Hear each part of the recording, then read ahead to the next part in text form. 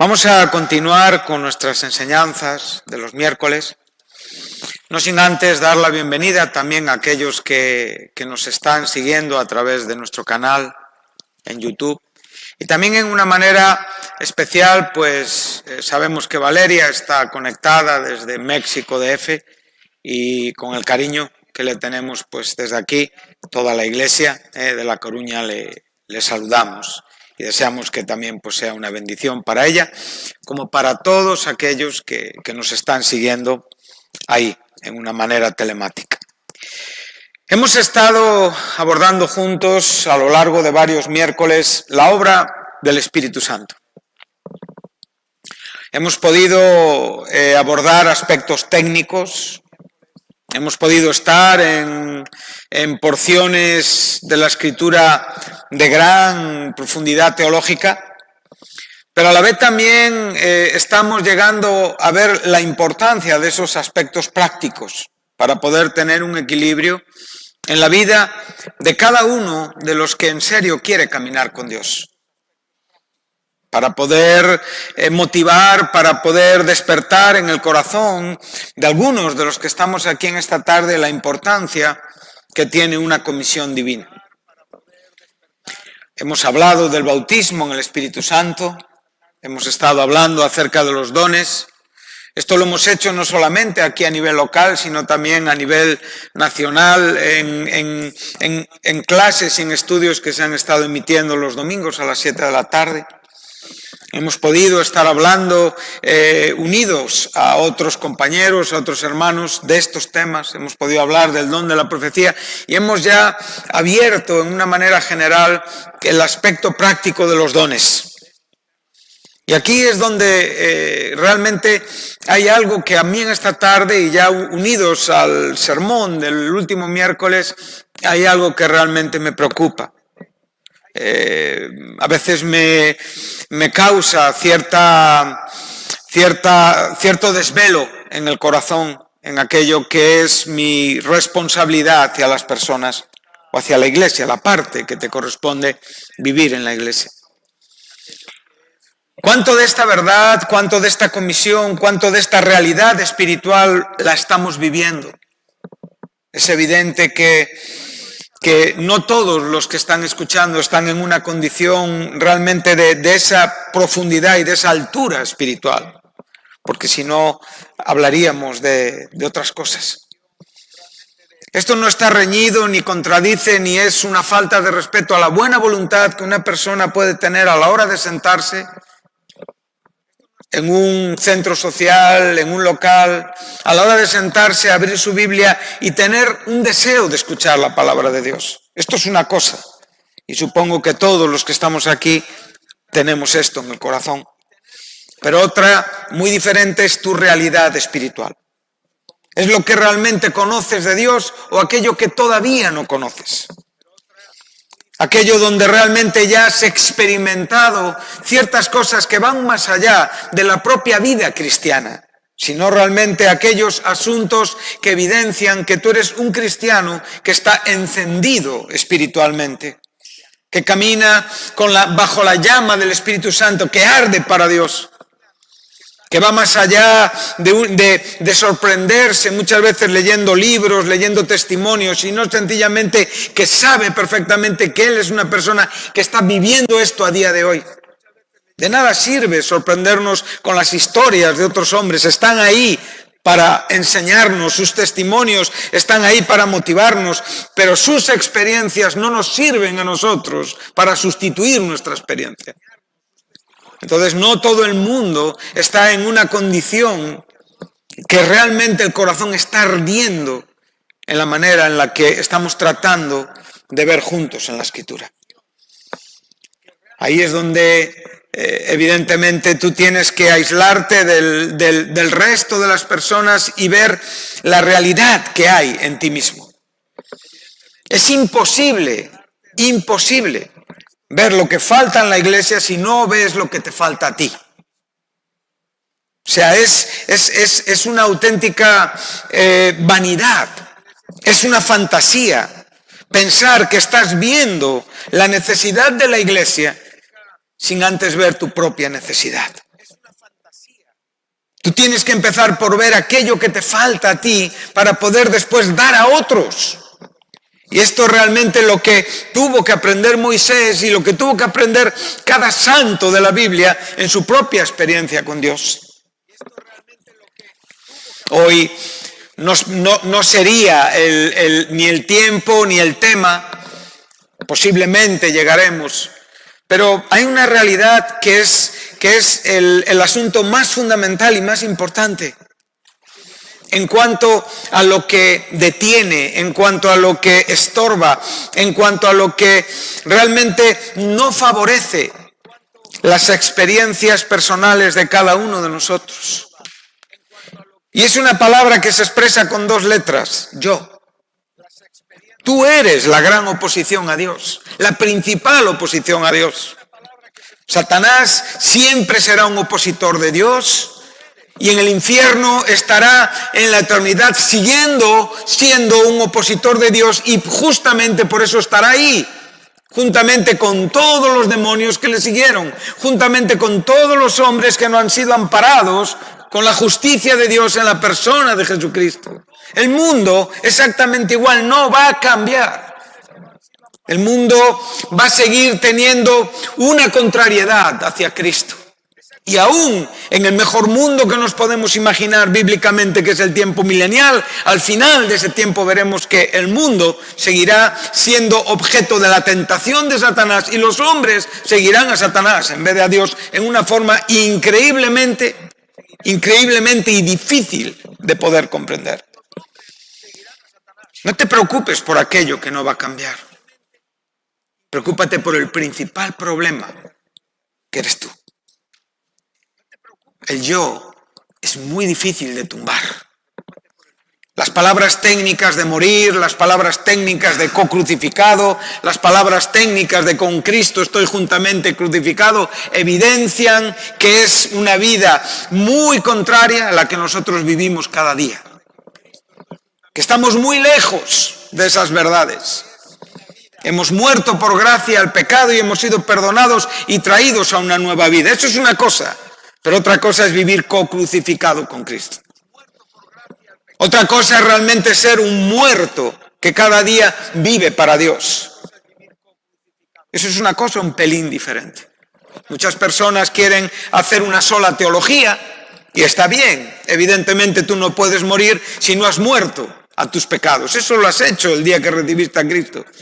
Pero después de muchos años muchas personas andan muy carnalmente. ¿De qué murieron? Tienen que entender algo más de la Escritura. Y ahí es donde nosotros tenemos que pararnos por un momento para poder comprender que no puede haber un llamado, no puede haber un ministerio mientras el yo esté de pie. Mientras el yo esté queriendo decir o hacer, mientras el yo quiera decidir, no hay ministerio absolutamente para nadie, porque el Espíritu Santo evidentemente nunca se va a sujetar a ti. Eres tú quien se sujeta al Espíritu Santo. Y esto es, además de ser un milagro, es algo demasiado profundo. Exige y demanda una vida muy seria con Dios. Entonces, como digo, y veremos, hay personas que no han pasado, son salvos y viven por años salvos en la iglesia, pero no han sido llamados a nada. Y esto es lo que te tiene que preocupar a ti y a mí que estamos aquí en esta tarde. Tú puedes ser una persona que adora a Dios, agradece a Dios, la vida, el cielo, el que te haya cambiado, el que haya perdonado tus pecados, pero eso no significa que tú has sido llamado. No significa que tú has sido comisionado. No significa que tú tengas una visión y una razón de Dios para ti en la vida. Y eso no te lo pueden dar ni tus pastores, ni tus padres, ni tus mejores hermanos, ni tus mejores amigos. Eso solo te lo puede dar Dios. Y esto es lo importante de lo que estamos hablando.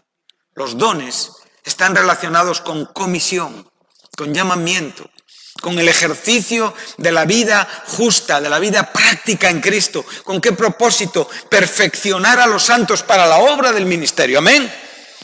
Entonces, ese perfeccionamiento de los santos no puede ser hecho por buenas personas.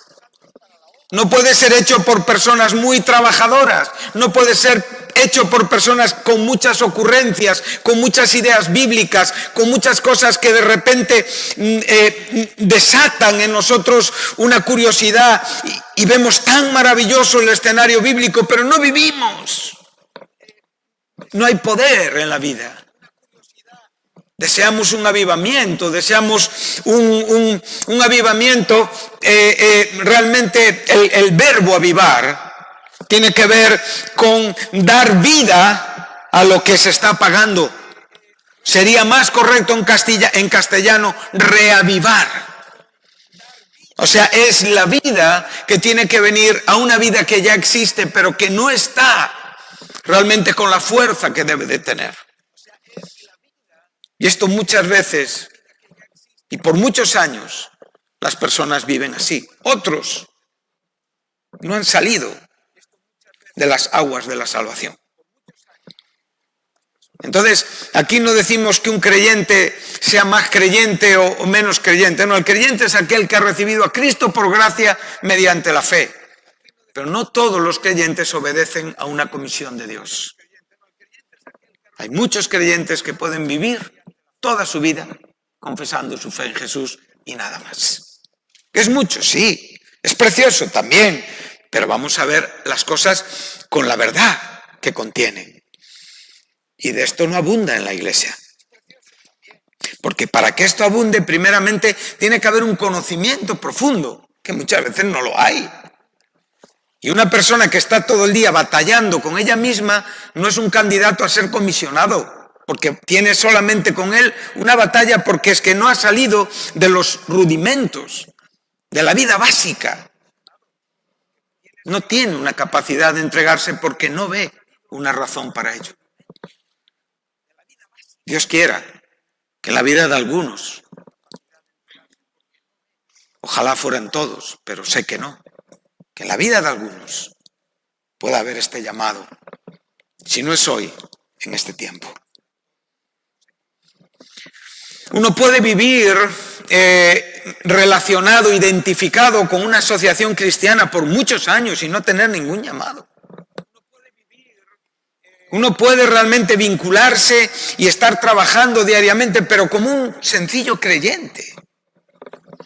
Un llamado es mucho más alto. Un llamado tiene un poder espiritual que Dios va a darte para poder llevar a cabo algo especial de Dios para tu vida. No tiene que ver con lo que tú eliges, tiene que ver con lo que Él elige. Y tu capacidad de obedecer. No podemos hablar de llamado cuando estamos todo el día debatiendo entre lo que me gusta y no me gusta, entre lo que estoy dispuesto y lo que no estoy dispuesto. Tú no puedes decirle a Dios cómo va a ser tu llamado.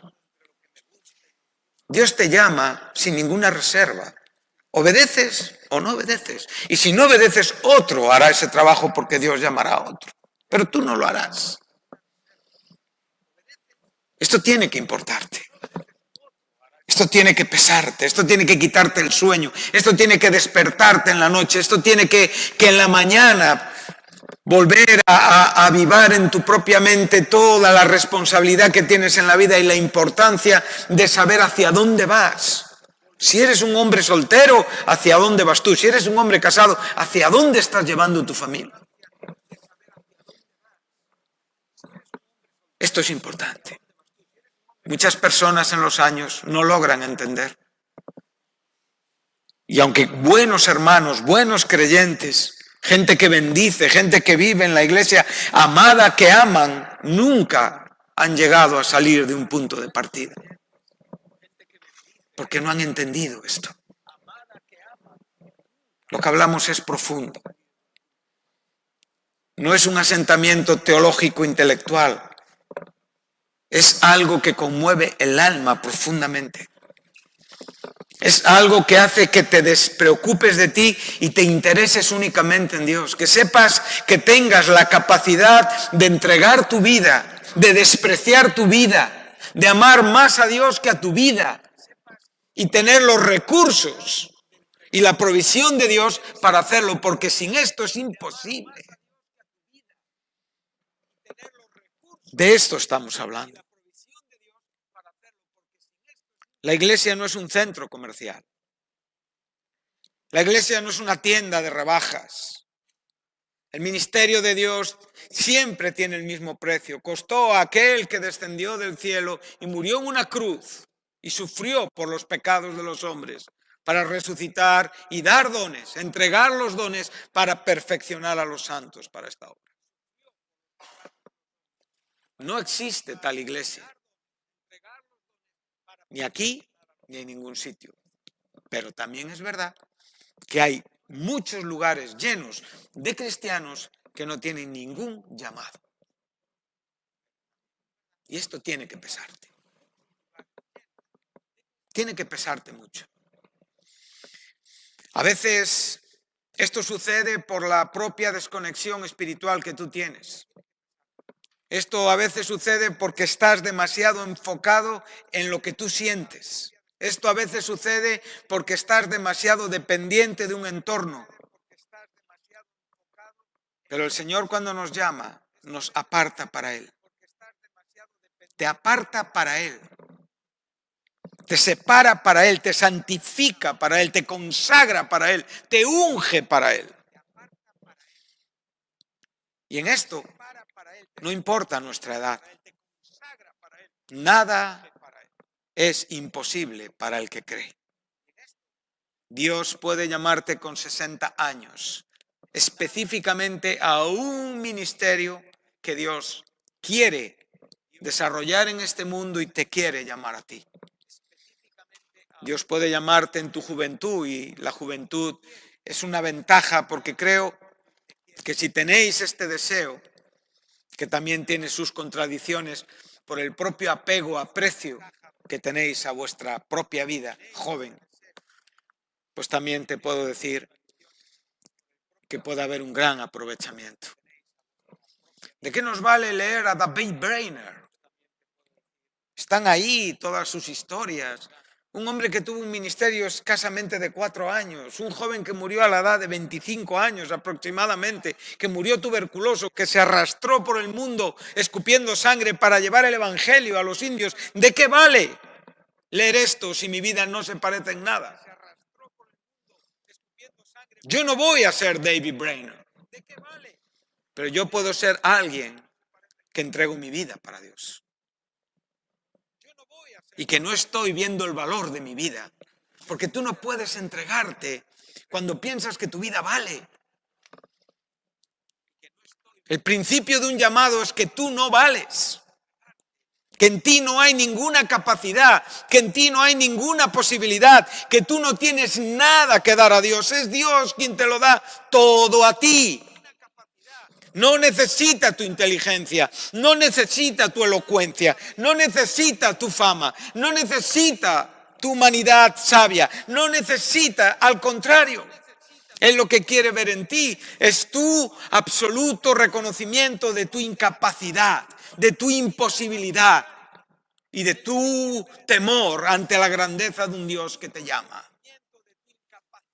Esto es lo que el Señor quiere ver en nosotros. Y esto es lo que hay que en la vida y con el paso de los años seguir aprendiendo para dar fuerza a aquello que es espiritual y aquello que tendrá un lugar en lo eterno. Aquello donde no habrá ladrón que robe, donde no habrá polilla que haga estrago, donde no va a haber nada que oxide, porque sencillamente pertenece a la eternidad. Tenemos que empezar por esto. Por dejar de batallar con nosotros mismos. El yo es muy resistente, es un virus muy resistente. El milagro se produce, curiosamente, el milagro se produce el día que somos salvos.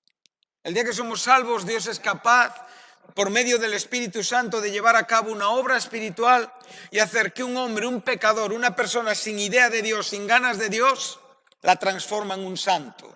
Es en cuestión de décimas de segundo, por poner un tiempo. El tiempo de arrepentirse, el tiempo de reconocer, el tiempo de pedir perdón y el tiempo de declarar por fe. Eso lleva segundos. Pero curiosamente, la batalla de tu yo va hasta tu muerte. Y ahí es donde tienes el gran tropiezo, si no entiendes la Biblia. Entonces, tenemos que hacer uso de la teología para poder satisfacer nuestras existencias. Pero ¿de qué me vale una teología que no me cambia? Si en el fondo me levanto por la mañana y tengo el mismo problema, sigo pensando lo que no tengo que pensar, sigo deseando lo que no tengo que desear, sigo ambicionando lo que no tengo que ambicionar, en realidad me cuesta entregarme porque tengo demasiado valor en mis propios ojos. O sea, todo esto no es posible hasta que tú no tengas absolutamente nada. Entonces serás libre para servir a Dios. Esto es importante. Amén. Esto es importante. Entonces, como digo, no tenemos nada que traer que Dios no nos haya dado. Vamos a ir al texto que estamos ocupando y donde ya hemos entrado en este campo tan práctico, experimental, donde estamos viendo a un ser humano como nosotros, llamado por Dios, capítulo 3 del libro de Éxodo. En la última reunión concluimos en la primera carta a los Corintios, capítulo 4, versículo 6, donde Pablo decía que no quería que nadie viese en él más de lo que está escrito, ni en Apolos, para que no hubiera ningún tipo de envanecimiento ni de estupidez. Pero ahora aquí de nuevo nos vamos a encontrar con nuestro personaje. Nuestro personaje no es cualquier hombre. Nuestro personaje para este tiempo ha vivido más que cualquiera de los que estamos aquí. Él ya ha vivido 80 años, ya hemos hablado de esto. Pero ahora cuando llegamos a ese versículo 11, cuando Dios le declara un propósito tan glorioso como la liberación del pueblo de Dios, de Israel, cuando Dios le declara una intención que 430 años que parten desde el día que recibieron la ley en Sinaí hasta la promesa que es dada a Abraham, Dios seguía teniendo la misma idea. Esto es fácil saberlo. Esto lo sabéis o no lo sabéis. No es una novedad para muchos de vosotros. Pero lo que no sabemos, lo que necesitamos profundizar mucho más, es en la perfecta soberanía de Dios. Eso sí que desconocemos muchas cosas. Porque eso solamente se puede aprender en una relación santa con Él. Que es a lo que fue llamado cada hombre en las diferentes épocas en las que Dios trató con ellos. Ahora estamos ante Moisés. Dice ahora, ven, verso 10, por tanto, ahora le llama a la zarza, ya hemos hablado, y te enviaré a Faraón para que saques de Egipto a mi pueblo, los hijos de Israel. Dios ha comisionado a este hombre y ahora mismo le está dando el encargo de ir en el nombre de Dios ante Faraón para liberar a Israel de la opresión de Egipto. Opresión que Dios en su propia soberanía permitió y que Dios introdujo a este pueblo ahí para vivir lo que vivió y para a fin de cuentas ser sacados con mano poderosa. Eso se lo dijo claramente a Abraham en Génesis 15. Ahora tenemos esa perfecta respuesta. ¿Quién soy yo? Eso es muy bueno. ¿Quién eres tú? De esto estamos hablando. Casi siempre cuando nos viene un hermano afligido, nos viene abatido, nos viene con sus problemas, nosotros casi ocupando el lugar de Dios decimos, tranquilo, tú puedes, ¿verdad? ¿Eso no te suena esa frase? ¿En qué te basas para decirle eso a alguien? Dios, ¿cómo está viendo a esa persona? Nosotros tenemos promesas, todo es posible para el que cree, todo lo podemos en Cristo que nos fortalece. Bueno, cuando Pablo habla a la iglesia de Filipenses, está hablando de sus situaciones y sus estados de hambre, de necesidad, y es lo que él le está diciendo. Nosotros no tenemos que llevar el texto más allá de donde el texto está y usarlo para todas las situaciones de nuestra vida sin comprender por qué estamos en ellas. Nosotros le decimos a una persona, tú puedes, claro, ¿qué más quiere oír alguien que uno puede? Capacitamos a las personas, valoramos a las personas. Y Dios lo que quiere es que la persona empiece por entender que no puede. Y estorbamos a Dios con nuestro humanismo. Esto es una práctica muy habitual entre nosotros. Estorba. Es terriblemente contradictoria. El punto de partida es no puedes. Y Dios te dice, yo sé que no puedes. Es más, entiendo que no puedes y nunca podrás, pero yo puedo. Esto es lo que dice la fe. Yo iré contigo y yo podré y por esto tú puedes. No era Moisés quien iba a liberar al pueblo de Dios, era Dios. Moisés lo que llevaba era una palabra de esperanza, era una palabra de confianza, eran señales claramente demostrativas de que la unción de Dios, la palabra de Dios y el llamado de Dios estaba con él. Pero era el brazo poderoso de Dios quien realmente estaba obrando. De esto tratan los avivamientos, de esto trata el crecimiento, de esto trata el despertamiento. Si quieres solucionar los problemas en tu casa, en tu vida, es Dios quien tiene que hacerlo, no tu buena voluntad. Por eso estamos a veces tan abajo. Por eso estamos tan faltos de esa vida espiritual. Sencillamente, porque no estamos buscando el brazo poderoso de Dios. Pero este es el punto de partida para todo llamado, para todo ministerio. Porque al final, que tú puedes. Y ahí empieza tu error. Ahí empieza tu engaño. Ahí empieza el agujero donde no sabes dónde vas a acabar. Porque yo no puedo. Con Cristo, en Cristo, por Cristo, podemos. Es Él el que puede hacer esta obra. Y entonces aquí nosotros descansamos. Aprendemos. ¿Quién soy yo para que vaya Faraón y saque de Egipto a los hijos de Israel? Es una gran pregunta que merece una respuesta a la altura de la pregunta. Moisés está perfectamente entendiendo la magnitud, la altitud, la grandeza de la comisión que está recibiendo. Él se está viendo totalmente abrumado por la propia comisión. ¿Y por qué se ve abrumado? Porque él no ha hablado con cualquiera, él ha hablado con Dios. Él ha visto a Dios cara a cara en el sentido de lo que la Biblia nos enseña. Al Dios Padre nadie lo ha visto jamás, ni ningún hombre le puede ver y solamente en el Hijo hemos podido ver al Padre.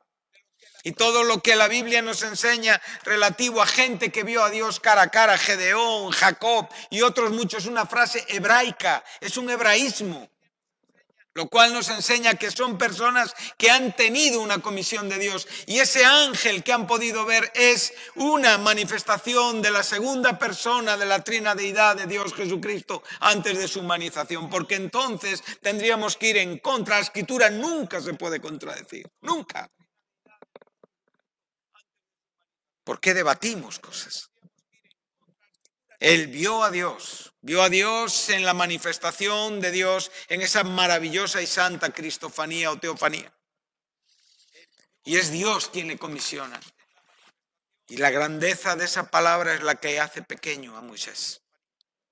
Pero ahí es donde la fe aparece. El Dios grande y el hombre pequeño. El Dios que puede obrar maravillas a través de la fe de un hombre pequeño, incapaz. sin recursos, sin elocuencia. Un hombre que entiende perfectamente que en sí mismo, que en él mismo no hay absolutamente nada. Y cuando dice que no hay nada, ¿sabes por qué dice que no hay nada? Porque está muerto en Cristo. Esto es el significado. Entonces, cuando tú realmente estás muerto en Cristo, tú puedes ver a Dios, tú puedes dirigirte a Dios y puedes dirigirte a las personas y decirles, en mí no hay nada. Pero si tú dices, en mí no hay nada, y después lo que estamos mostrando es todo lo contrario, es que en ti hay mucho, es una absoluta contradicción, que no lleva a ninguna parte, que no produce ningún fruto, y que lo que hace es enfriar la unción de Dios entre nosotros. Dios quiera que pudiéramos entender estas cosas. Veríamos un despertar. Veríamos maravillas que no hemos visto hasta el día de hoy. Veríamos cosas sorprendentes. Yo creo que Dios siempre tiene una bendición para cada generación. Pero cada generación tiene que empezar por esta palabra. ¿Quién soy yo? Acompañarme a Génesis 31 para poder explicar un poquito más este asunto. Son palabras que, vuelvo a repetir, llegan a tener un aspecto muy técnico, muy identificable, muy fácil de comprender. Es que son palabras que ni nos inquietan, esa es la verdad. Si el Espíritu Santo no respalda el significado de estas palabras, no van a decirnos más allá de lo que ya sabemos. Pero necesitamos saber más allá de lo que sabemos. Y tenemos que buscar esa inquietud en el corazón, esa congoja, ese constreñimiento, ese deseo profundo de ser personas que realmente estamos muertos con Él. Que realmente no hay más gloria para nosotros que la cruz de Jesús. Eso es mucho más que una salvación. La salvación es el comienzo de esa declaración. No hay más gloria que la cruz. Esto es fácil decirlo, ¿verdad? Gálatas 6:14 lo sabemos de memoria, pero vuelvo a decir, la vida lo contradice. Y no podemos quedarnos tranquilos pensando que la cosa es así, que el viejo hombre está en nosotros, que estos son realidades de las que nunca nos vamos a liberar. No, eso no es lo que te dice la Biblia. La Biblia te dice que el Espíritu Santo en ti puede llevar a cabo esta obra. De hecho, has muerto y has nacido de nuevo. Ahora tienes que vivir como un muerto en Cristo.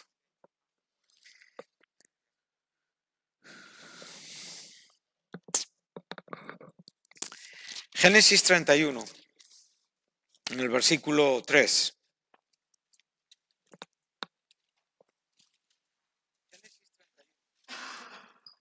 Es un momento importante de la vida de Jacob.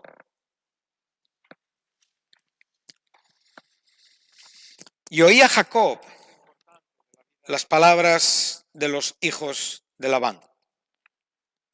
Labán era hermano de su madre, tío de Jacob, que decían: Jacob ha tomado todo lo que era de nuestro padre, y de lo que era de nuestro padre ha adquirido toda esta riqueza.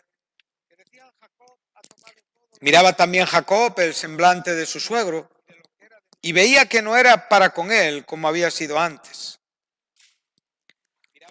También Jehová dijo a Jacob: vuélvete a la tierra de tus padres y a tu parentela, y yo estaré contigo. Envió pues Jacob y llamó a Raquel y a Lea al campo donde estaban sus ovejas. Y les dijo: veo que el semblante de vuestro padre no es para conmigo como era antes. Mas el Dios de mi padre ha estado conmigo. Subraya esto de nuevo.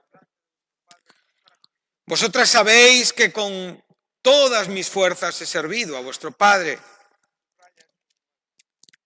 Y vuestro padre me ha engañado y me ha cambiado el salario 10 veces, pero Dios no le ha permitido que me hiciese mal.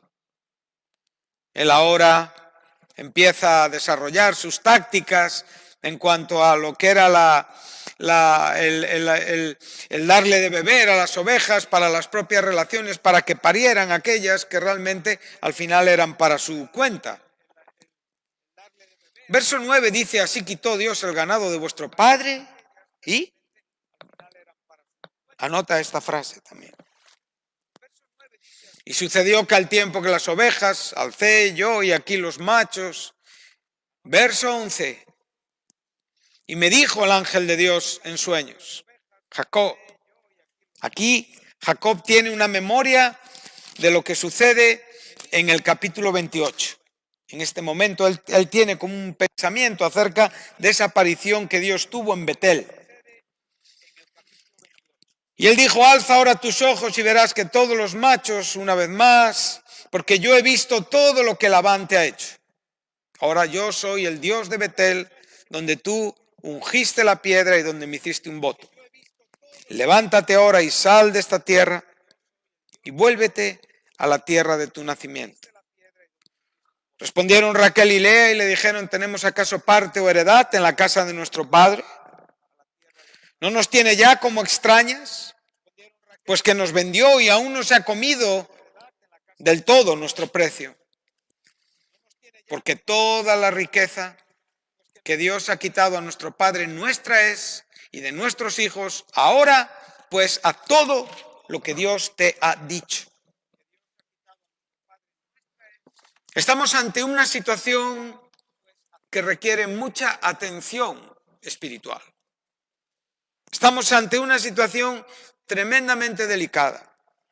Jacob había salido de la casa paterna y había salido, sabemos, engañando a su padre bajo la complicidad con su propia madre y granjeándose un terrible enemigo como su hermano Esaú.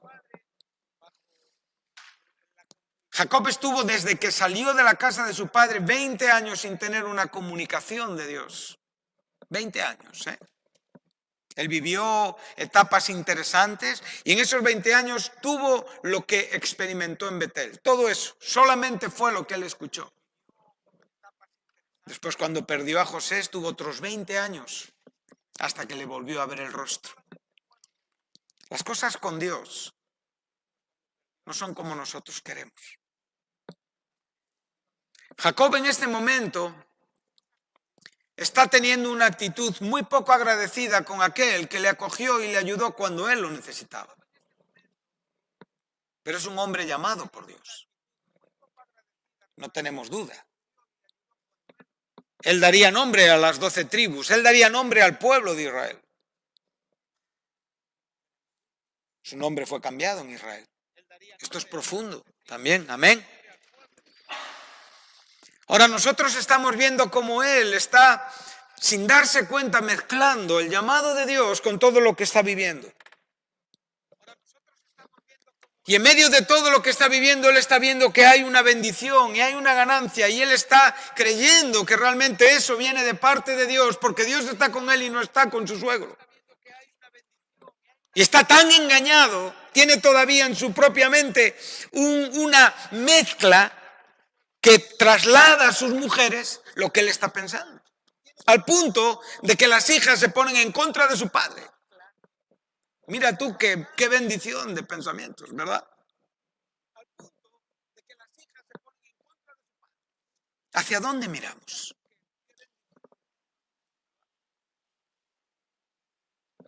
Si miramos hacia el versículo 3, ¿qué vemos?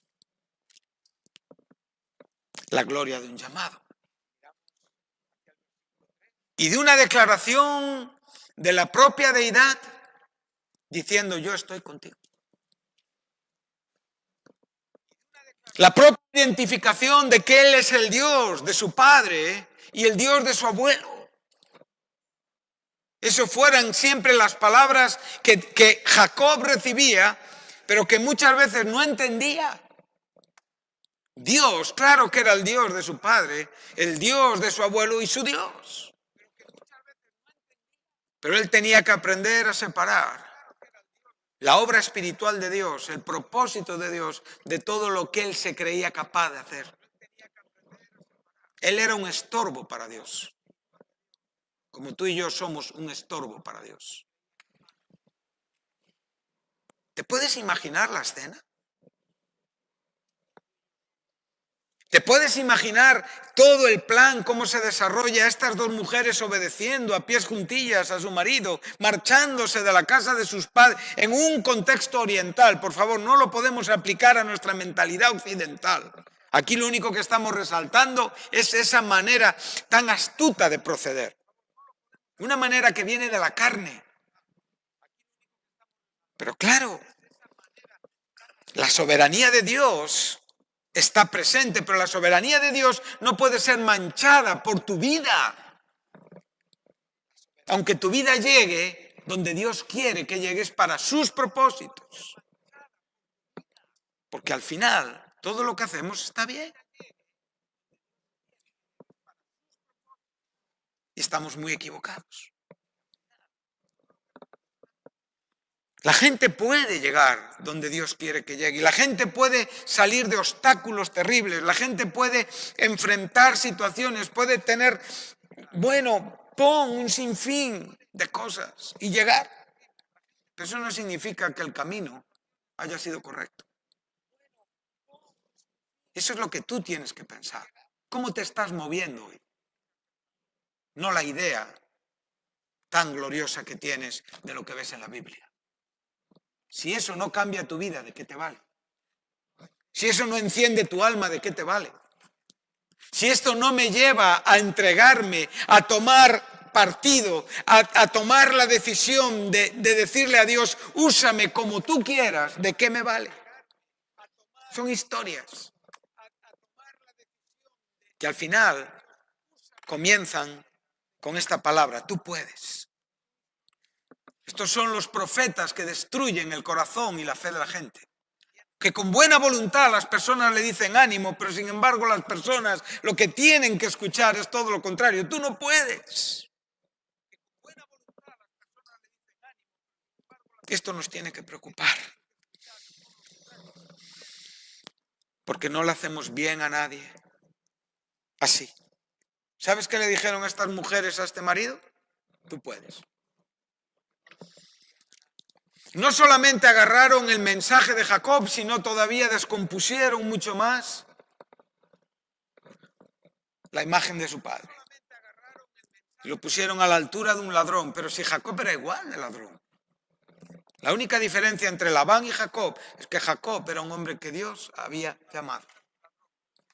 Esa era la gran diferencia. Y que Dios iba a llevar a cabo una obra en la vida de esta persona que le iba a hacer diferente. Y ese es todo el respeto que debemos de tener por este santo. Porque realmente Dios lo llamó, Dios acabó con él, Dios le dirigió, Dios concluyó, Dios realmente hizo todo lo que él se propuso. Pero no tenemos que pensar que nosotros, en una vida de cualquier manera, estamos realmente entrando dentro de la soberanía santa de Dios. Él no es afectado por mí ni por ti. Por favor, considera esto. Considera esto. Él te ha llamado.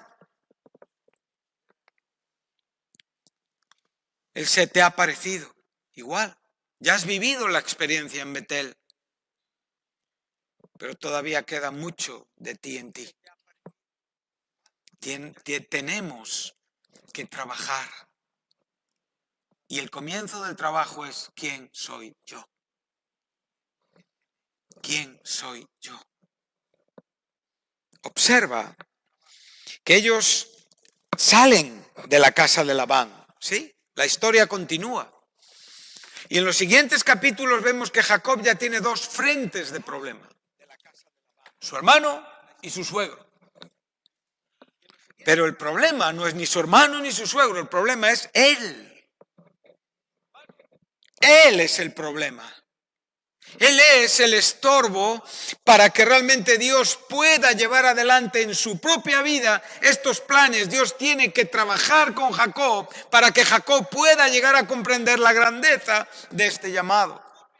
Esto no afecta a Dios, pero me afecta a mí.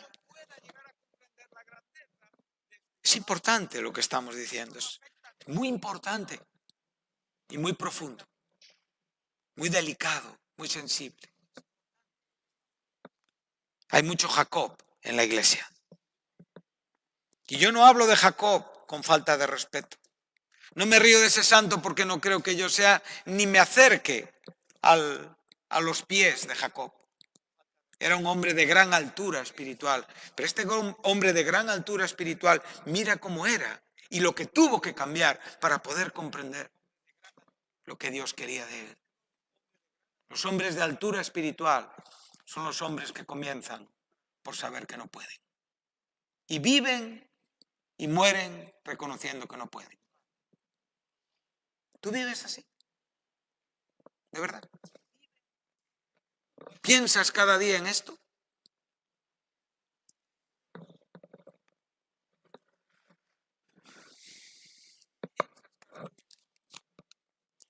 Salen de esta casa,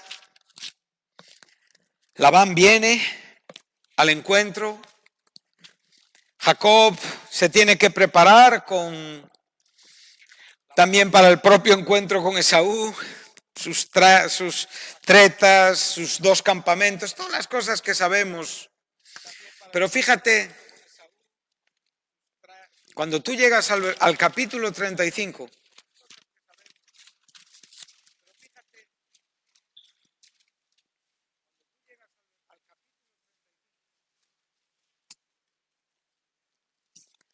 a las puertas de la muerte de su amada Raquel, la que le dijo, dame hijos o muero. Dice así, dijo Dios a Jacob, levántate y sube a Betel y quédate allí y haz allí un altar al Dios que te apareció cuando huías de tu hermano Esaú. De nuevo le está recordando la condición de su propia vida y la soberanía de Dios ahí presente. Y observa el versículo 2. Entonces Jacob, ¿qué dijo? Dijo a su familia y a todos los que con él estaban, ¿qué? ¿Qué? ¿Dónde estaban estos dioses? ¿No estaban aquí en este momento? Salieron de aquel momento donde él sintió que Dios estaba con él y convenció a sus mujeres para abandonar la casa de su padre, justificando que su padre era un ladrón, que él era un hombre honrado. Pero todo lo que trajo consigo estaba lleno de idolatría. Su casa estaba llena de idolatría. Y él no tenía ojos para ver. ¿Y cuándo empezó a tener ojos para ver? Después de Peniel. El cambio de Jacob se produce en Peniel, donde Dios destruye ese yo de Jacob para mostrarnos ese hombre quebrantado, profundo, espiritual, que sufre en la vida, que tiene esperanza, que ve a unos hijos que le están constantemente dando problemas, pero que tiene total y absoluta confianza en el llamado de Dios. Y es ahí donde realmente observa las palabras que nos dice el versículo 30 del capítulo 32.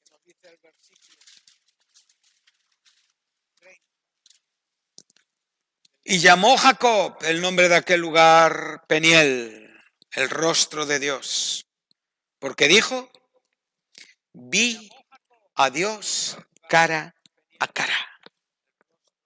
Exactamente igual que Moisés. Vemos dónde se produce la comisión, dónde se produce el llamado. ¿A quién vio? Evidentemente al ángel de Dios. Lo mismo que vio Moisés.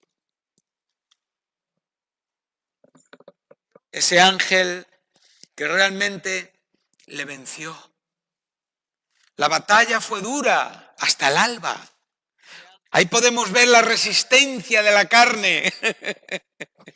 Toda una noche batallando, peleando, reponiéndose, levantándose de nuevo. Y Dios llevando a cabo su trabajo con nosotros. ¿Tú ves a algún hombre peleando con Dios? ¿Podemos entender que un hombre puede ponerse a pelear con el Dios invisible? No. Es la batalla espiritual que Dios hace en nuestros corazones, destruyendo la confianza en nosotros mismos. Esto es lo que pasó aquí. Y las horas de batalla nos enseñan lo resistentes que somos. Y cuánto puede durar esta contienda. Y que necesitamos pasar tiempo con el Señor para doblegar nuestras vidas. Podemos saber muchas historias de la Biblia. Podemos estar todo el día leyendo la Biblia. Podemos estar todo el día leyendo comentarios. Podemos estar todo el día sacando enseñanzas y estar muy lejos de una experiencia con Dios. Eso me puede pasar a mí y te puede pasar a ti. Necesitamos ir a Peniel, a la experiencia quebrantadora y profunda de Dios, donde cara a cara, ¿tú crees que este hombre se durmió? ¿Tú crees que este hombre tuvo tiempo de pensar en otras cosas, sino en aquella verdad que se presentaba ante él? El resultado fue glorioso. Vi a Dios cara a cara y fue librada mi alma. Hubo una liberación espiritual en la vida de Jacob. Exactamente igual que Moisés.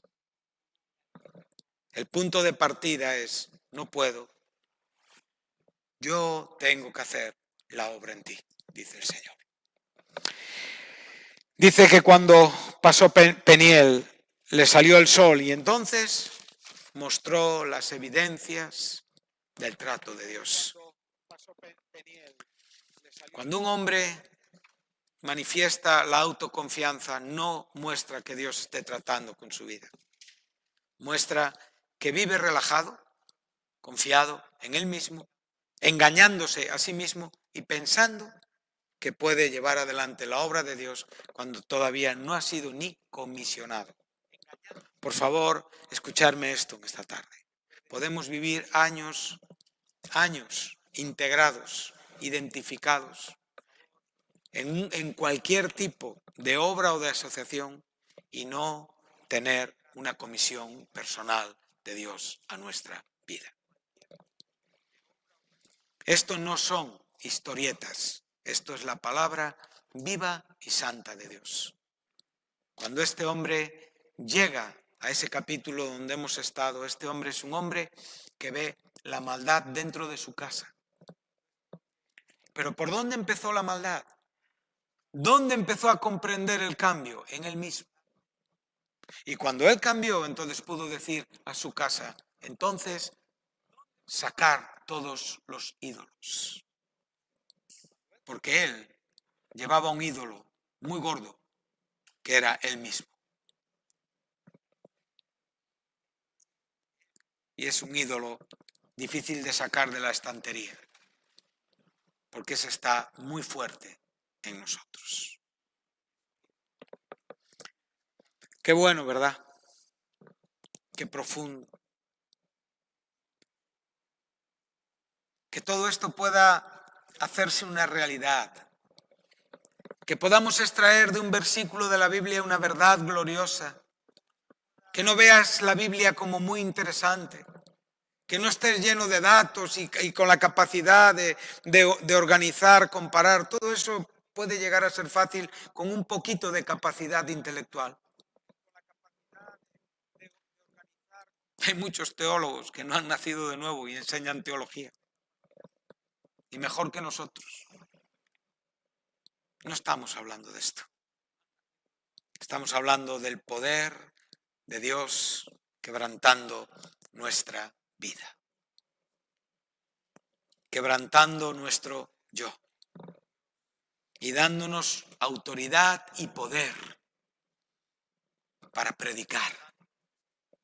A Moisés para predicar en Egipto, a Jacob para predicar en su casa. Amén. Entonces, cuando nosotros podemos ver estas palabras, ¿te puedes imaginar la cara de Raquel?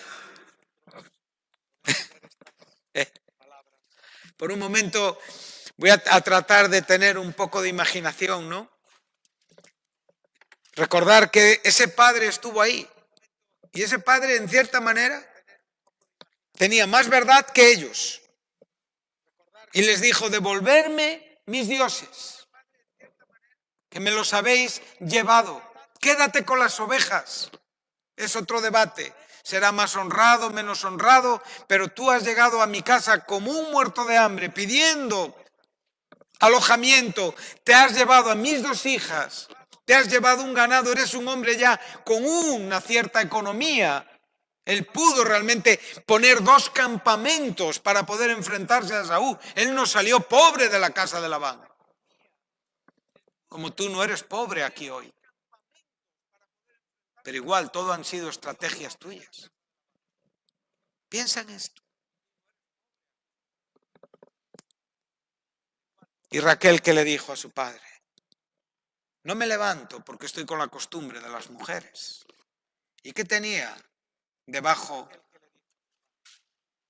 del lugar donde ella se sentaba? Todos los ídolos que había robado de la casa de su padre. Eran muy espirituales esta gente, ¿verdad? Pero ¿cómo vamos a limpiar la iglesia? ¿Qué vamos a ver que falta en la iglesia si primeramente no vemos qué nos falta a nosotros? Empieza por ahí, hermano. Deja que Dios te comisione, te prepare, te capacite, te llame y te envíe. Pero no te va a enviar con una bolsa llena de ti, te va a enviar con la unción del Espíritu Santo. Eso es lo que realmente importa. Amén. Entonces, podemos ver a Raquel mirando a Jacob, cuánto ha cambiado nuestra vida. Esto ya no nos hace falta. Lo único que nos hace falta es Dios. Esta mujer que le dio otro hijo llamado Benjamín y murió dando a luz este hijo. Pero esa noche fue larga. Dios mató a un hombre carnal y mostró un hombre de Dios al alba. Esa noche tienes que vivirla tú y yo, hermano. No juegues a identificar aspectos de la vida. Igual lo has vivido. Yo no te digo que no lo sé.